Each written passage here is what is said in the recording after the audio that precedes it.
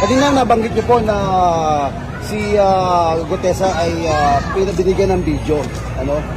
Yung po ba'y gagamitin laban po sa inyo at kay Oo, Marcoleta? gagamitin laban sa amin yun.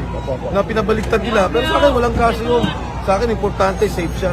Sa akin, importante, makauwi siya sa kanyang pamilya.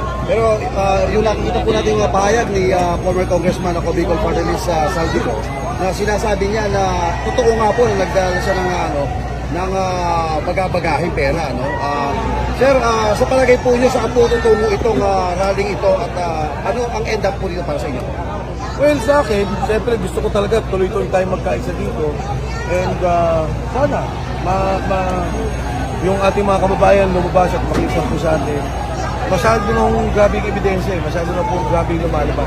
Wala pong invento dyan kasi si Saldico, kasama nila eh. Kumbaga sa mga magnanakaw na akyat bahay, umakyat pa rin tayo ng bahay, ngayon nagtuturoan sino yung mastermind. Malinaw na, siyempre malinaw na may nakawan. At ang Pangulo, talagang hindi ka pwede magdalawang isip na hindi siya mastermind. Kung hindi man siya mastermind, kasama siya sa nakawan sa pondo ng bansa.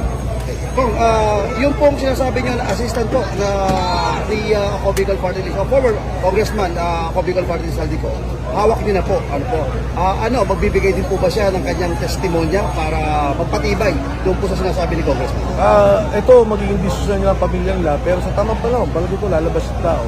Dahil siya talaga yung nakakalam na lahat. Bukod kay Saldico. Yes, kay Saldico, meron tayong sound system. Mas maganda kung magpalagpakan na may kasama si Kawan!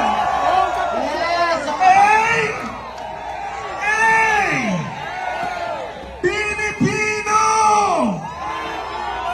Pilipino!